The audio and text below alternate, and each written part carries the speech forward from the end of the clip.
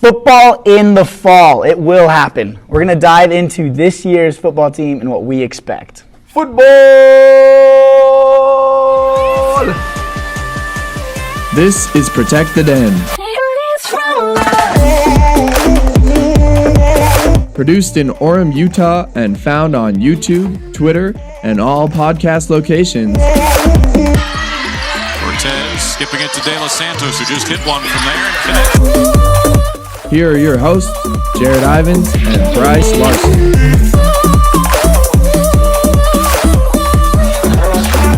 Welcome back to Protect the Den. I'm Jarod Ivins, alongside a man who loves football and Kansas more than anything else in this world, Brice, Larson. We're here in the presidential South at the UCCU Center. There's no place we'd rather be. Oh, you'd rather be in Kansas. Going in August. Really? Yes, sir.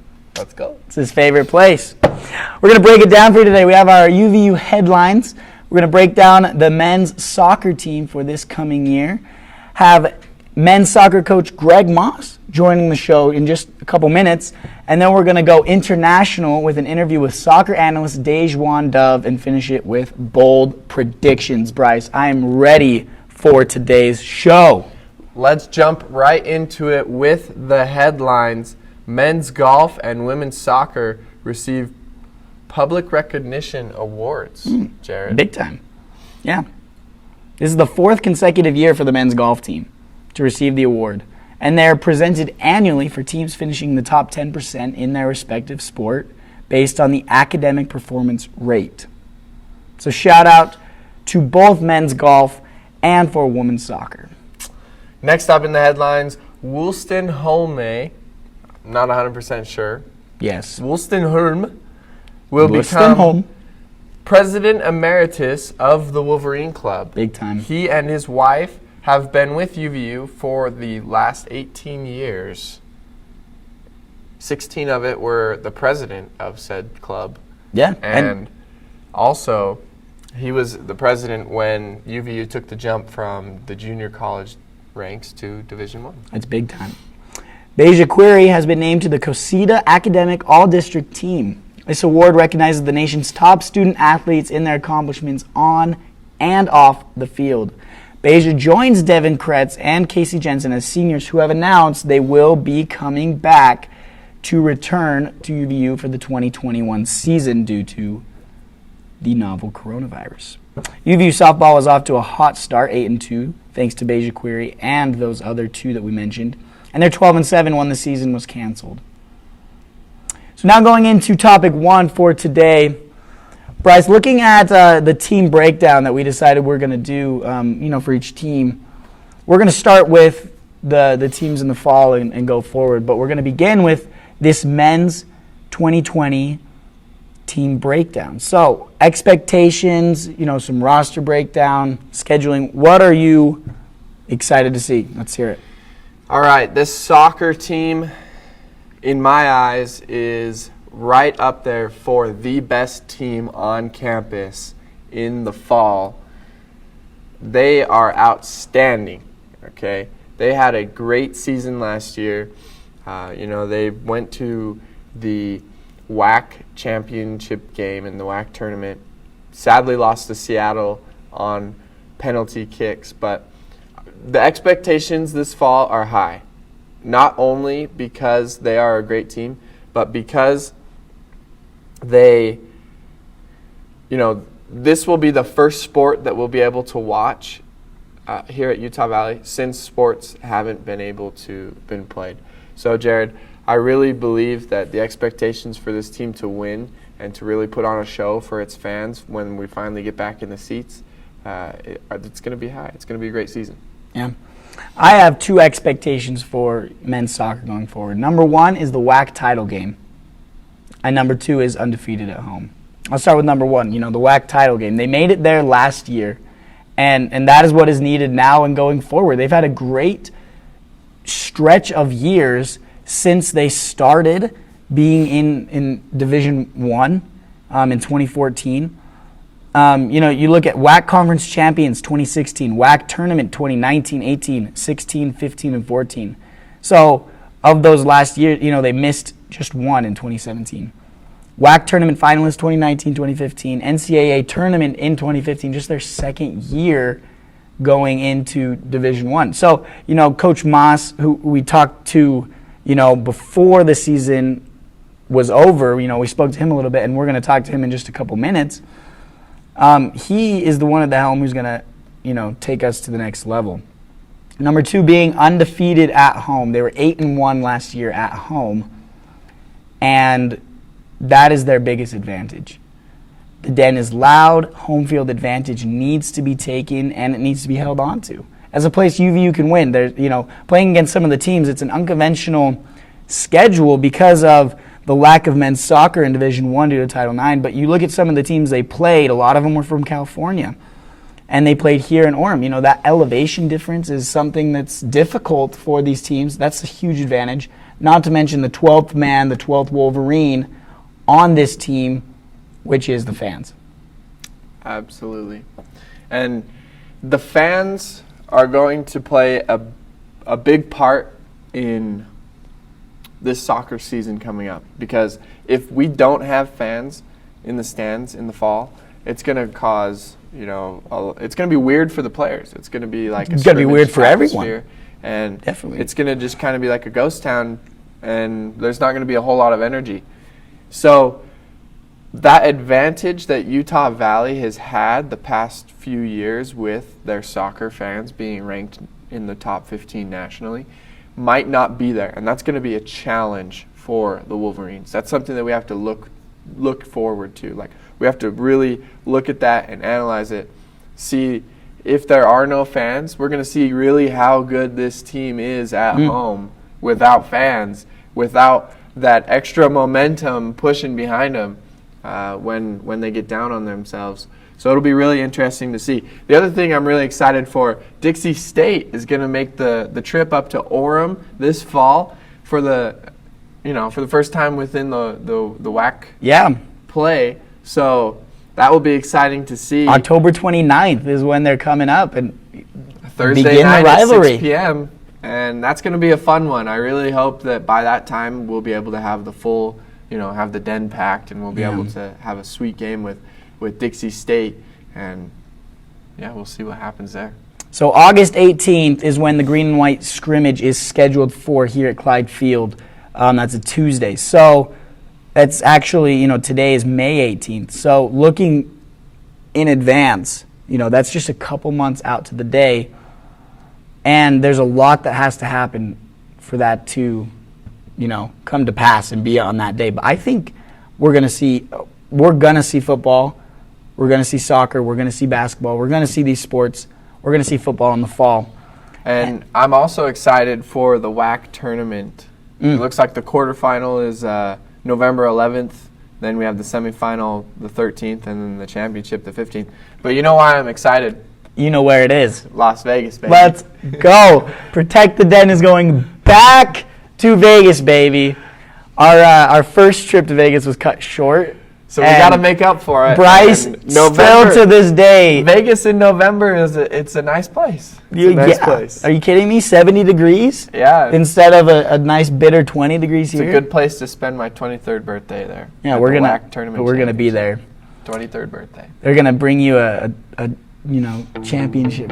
Bring that chip home for the birthday. I would be excited. Let's do it. Let's do it, baby. Coming up on the other side, Coach Maas joins us. You don't want to miss it. This is Protect the Den.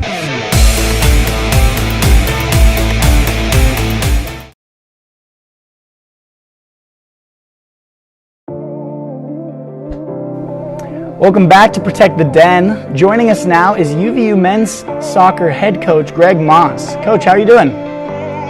I appreciate you guys having me on. Things are okay. Yeah. Surviving the day and finding new ways to keep myself and the team and everybody else busy. Yeah, we're excited to talk to you, even though it's talking and seeing you this way. Well, it doesn't get much better than this, I can tell you. Even in person, I can't fix this look here. So I appreciate you guys having me on. So how is quarantine for you and your family? Are you guys staying safe? Things were relatively good. We look at this as a little bit of a reflection period, personally, and certainly as our family and our family extended within the team. So we've had to be a little bit creative in how we connect, but things are okay. Everybody on the team is healthy. We're doing well. We're able to connect via video conference on the regular. We also have our group chats, and I'm really proud of the boys and what they're doing. They're being responsible, helping to do our job to kind of flatten this curve so we can get to our fall season. So we've all been a little bit creative in how we work out individually at home. Maybe a little bit more outdoors, some mountain biking and a few other things that's ongoing, and certainly time with family has been very good. So we're doing okay. Just looking forward to getting outside and getting back to the game we love. Yeah. That's great to hear. And let's have you walk us through what it's like to recruit at this time. How has recruiting changed with having to be in quarantine and not being able to travel to recruit? Just walk us through a day in the life of a soccer coach trying to recruit. Well, that's a good question, and the landscape of recruiting certainly has changed.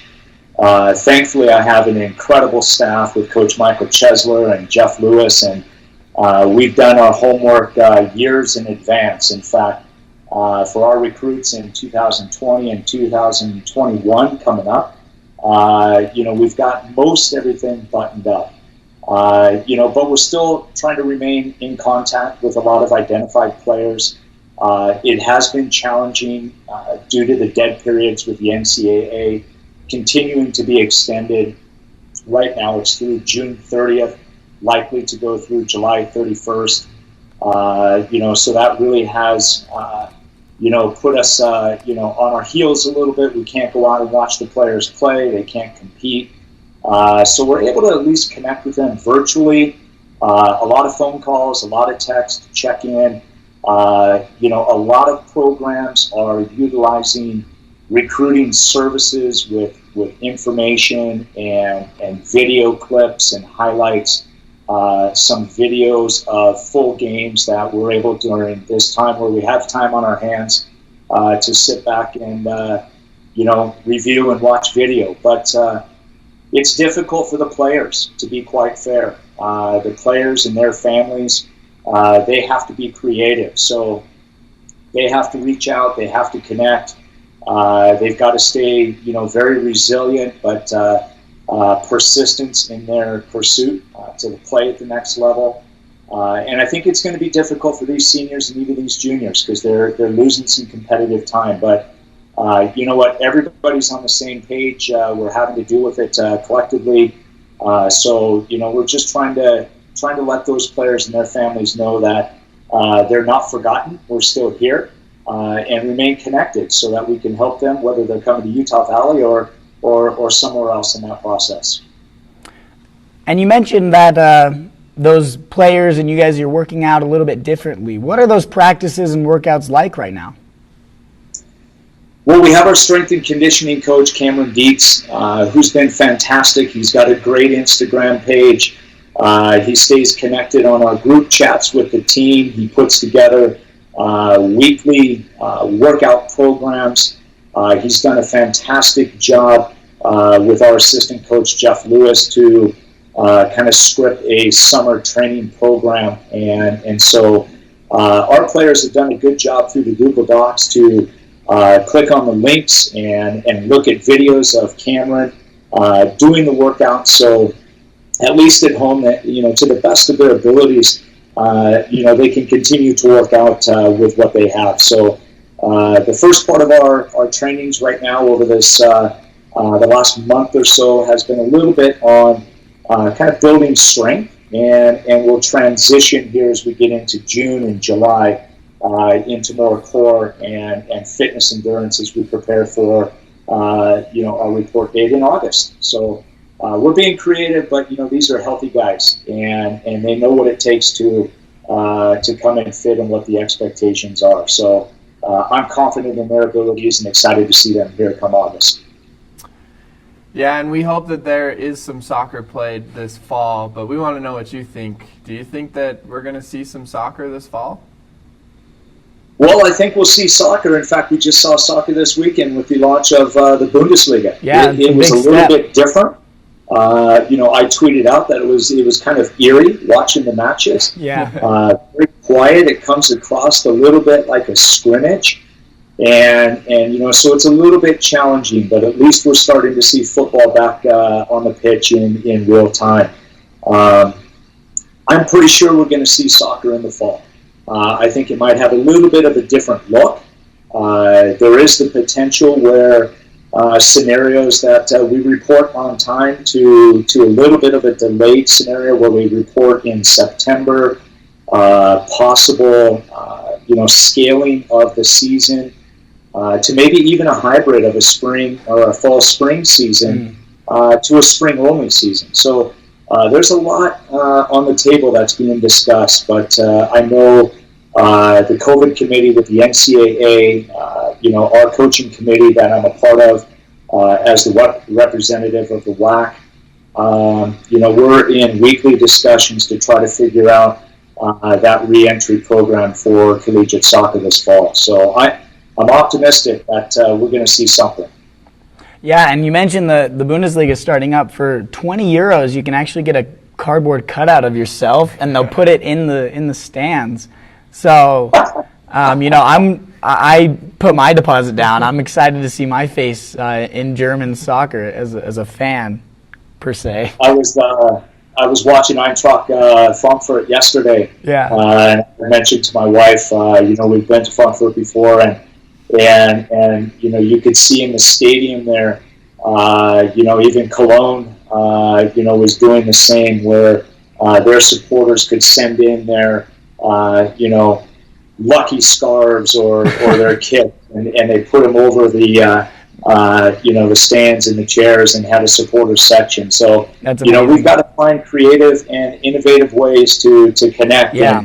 And for us at UVU, honestly, I'm talking to the guys in the den. You guys are the best of the best. I mean, we literally have one of the best soccer environments in all of college soccer.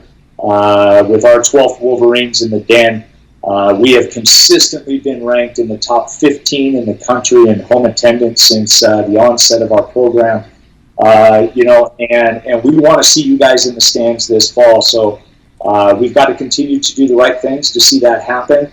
And our players are excited to get back on Clyde Field and do their thing. And with all of that excitement around the soccer team, it also brings a lot of success as well when you have that kind of support at these games. Last year you had a great season, made it to the WAC championship game and lost on PKs. For this upcoming season, is that the expectation? Is it to win the Western Athletic Conference? Well, certainly our expectation, first and foremost, has got to get to the WAC championship. And we came up a little bit short this past year against Seattle, where they advanced on penalties. We were a bit unfortunate in that match. We scored a good goal to go up early, 1-0. And late in that first half, on a clearance out of the back, Seattle was fortuitous on a deflection that went in. And past our goalkeeper there, who was absolutely phenomenal this past year for us, Mitch Jensen, and that equalized the game. And we had a chance, we hit the post, but we were a little bit short. Having played 3 games in a very short period of time. We had a couple key injuries with Blake Frischnet, which we now know tore his ACL in that quarterfinal match. Luis Vargas was out with a hamstring. Another senior, Luis Garza, was out. So we were a little bit short, but I thought we still had our chances. What that has done for us, to be quite honest, guys, is give us incredible motivation. I feel like we have a little bit of a chip on our shoulder, and we left something short for us and for our university. So absolutely, our goal this year is to come back from a nice 12-6-3 season, win a WAC championship regular season, followed up with the tournament championship, make a deep run in the tournament. So these guys are ready, they're hungry, and I'm excited to see things unfold for us on Clyde Field this year. Yeah, and just like you said, it starts at Clyde Field. That's where you guys played your best. You were 8-1 at home last year. What does it mean playing at home to your guys and to this team and to this school? Well, there's no better feeling. I just had an interview, with another media group, and we had talked about the start of our program in 2014, and I'll never forget, and I'm still getting chills right now talking about that first time we walked on Clyde Field to represent UVU with the men's soccer program, and we came out on the right side of a 5-1 result against University of Massachusetts in the national televised game of the week.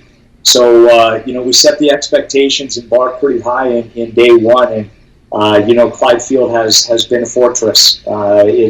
It's our home. And we honestly have the best fans in the country.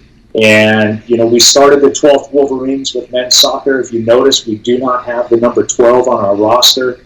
That is our fans. And so to see that start, that tradition begin in 2014 to this day, it's continued to carry forward. We love playing at home. It's a big pitch. It's our surface. We're familiar with it.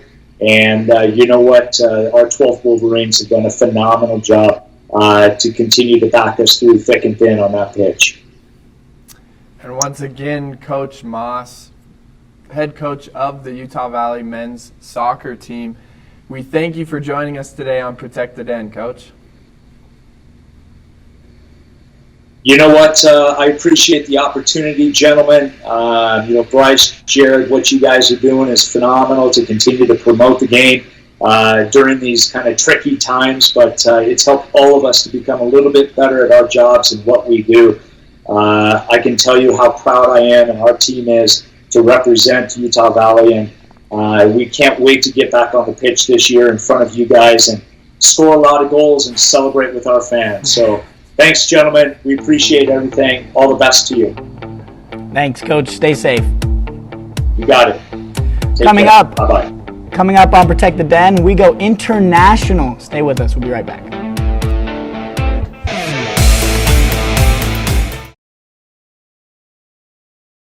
Welcome back to Protect the Den. I'm Jarod Ivins alongside Brice, Larson, and we are joined all the way from Hemount's football headquarters with soccer analyst and coach Daejuan Dove. Coach Dove, how are you?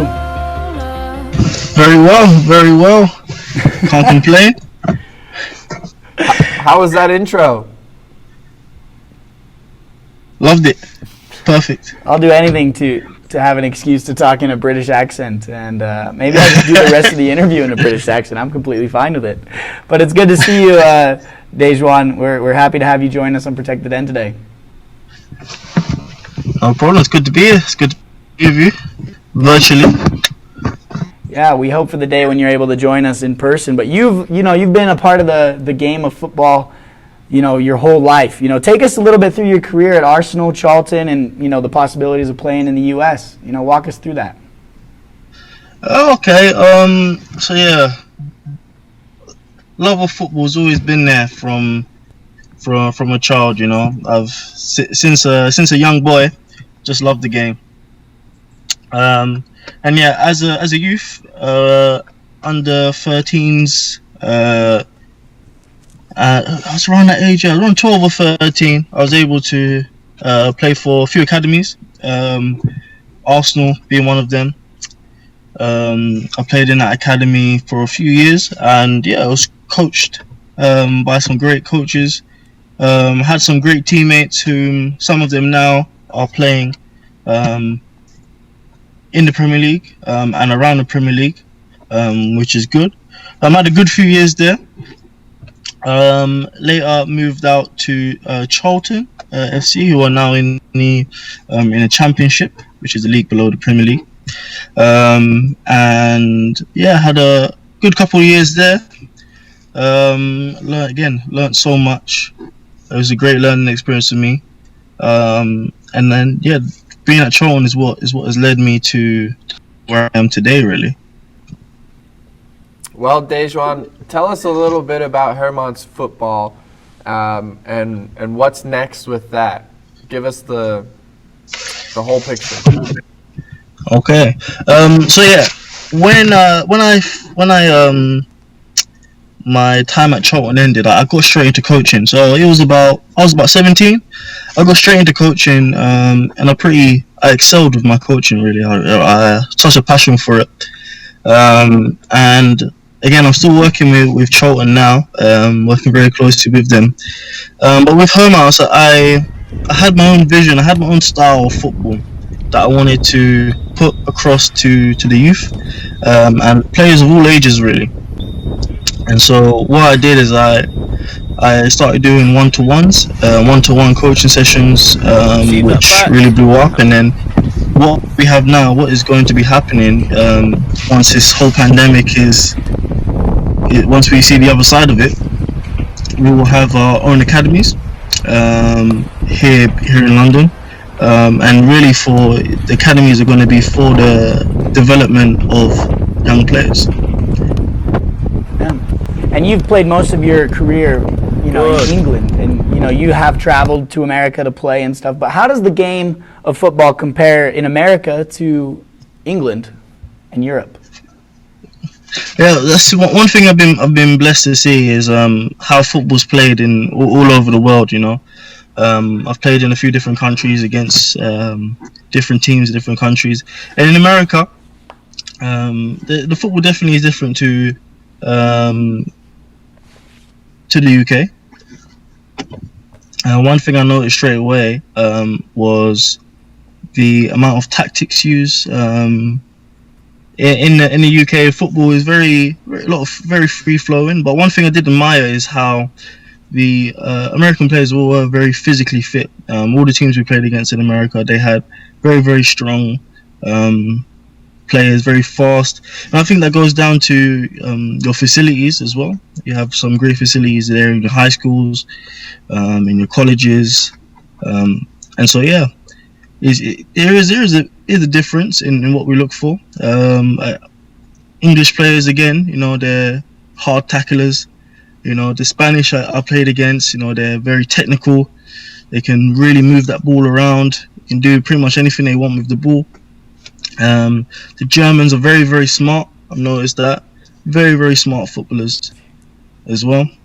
So yeah, it is different. I've noticed it is different wherever you go. And that conditioning is something, earlier we were talking to Coach Maas, and he took a lot of pride in his players' conditioning. So talk to us a little bit about how home field advantage could give you an upper hand in a match, and maybe not having that home field advantage this fall without having fans in the stands. How is that going to affect football all across the world?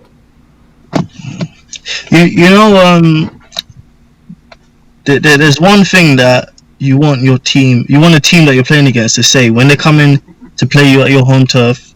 You want them to say, "Oh, I hate going there. I hate it." That's what you want. You want to build an environment where nobody wants to come here. Nobody wants to play against you. In Charlton, there's a lot of little things are being done. For example, in the changing rooms, the away changing room, there is different color linings in there, which psychologically is meant to make the changing room feel a lot smaller than it is for the opposition team. Just any little thing to put them off their game. And as well as with the fans, that is the main thing. But now a lot of football being played behind doors.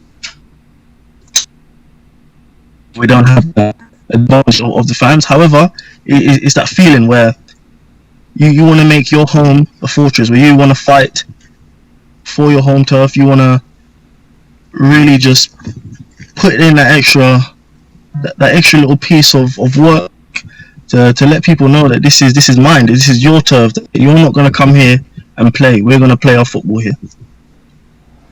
Yeah, and it really does provide an advantage, which will be very weird to see come fall for UVU if we have that or not. UVU was 8-1 last year, and they're hoping to go undefeated at home this year.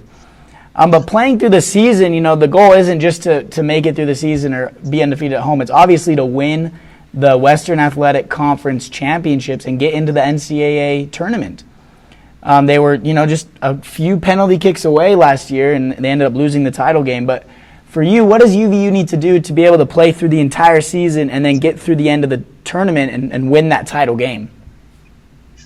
One thing that you guys do very, very well is, of course, conditioning. You need your players to be fit physically because it will be an overload of games, as well as fit physically, fit mentally. We had a manager come in whilst I was at Arsenal, and his first day in, he came in, he showed us a PowerPoint.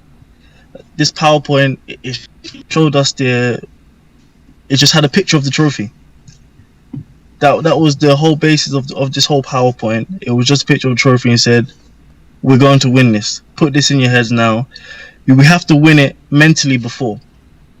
That was what he was trying to get across. Now, we won't be able to win it unless we, of course, put our minds to it first. So I think the physical conditioning as well as the mental conditioning, which is a very, very big thing.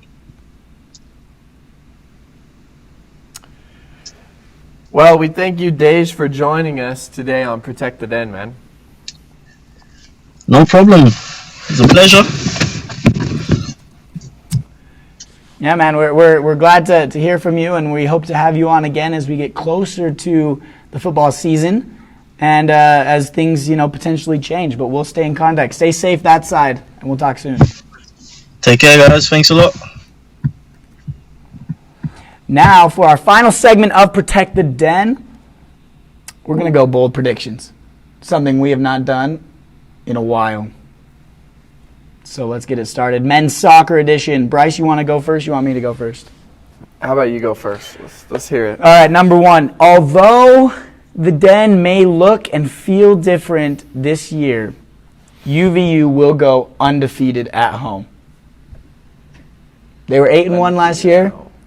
Bold prediction number one, UVU will go undefeated at home. That's a great bold prediction. Okay. Now, there's a couple games on the schedule that don't worry me at all. Yeah. All right. There's a couple that do. We've got Air Force at Air Force this year. Yep. That's a tough one. We're not sure. We're unsure about Dixie State. They're new to the conference. And in the past, also, Utah Valley has struggled with Kansas City as well. As we saw last year, they struggled. But luckily, Kansas City is no longer on the schedule. They're leaving the WAC to go to a different conference. So I think that helps open it up a little bit. My bold prediction, Utah Valley takes the WAC outright during the season, gets the number 1 seed, and they finish the job in Las Vegas. They're going to bring home the chip. The birthday chip. That's what we're calling it. They'll be top of the table throughout the whole season, and they'll walk through the playoffs. They're going to have a great team this season, and I think that Las Vegas is going to be nice to them. It wasn't nice to the basketball team, but it will be nice to the soccer team. You'll be seeing rings on their fingers, WAC tournament champions, and hopefully they can make a little run in the NCAA tournament. Yeah. Yeah, men's soccer will happen in the fall, whether it is with fans, without fans, whether it's here or away, we're going to be covering it. And UVU is going to be dominant. We're very excited for that, and we know it's going to happen. Thanks for joining us on Protect the Den today, whether it's been on YouTube, Twitter, or any podcast location. Thank you for joining us. A big shout out to UVU soccer head coach Greg Maas and to soccer analyst all the way from London, Daejuan Dove, for joining the show today. We'll see you right back here next time. Until next time, go Wolverines and protect the Den.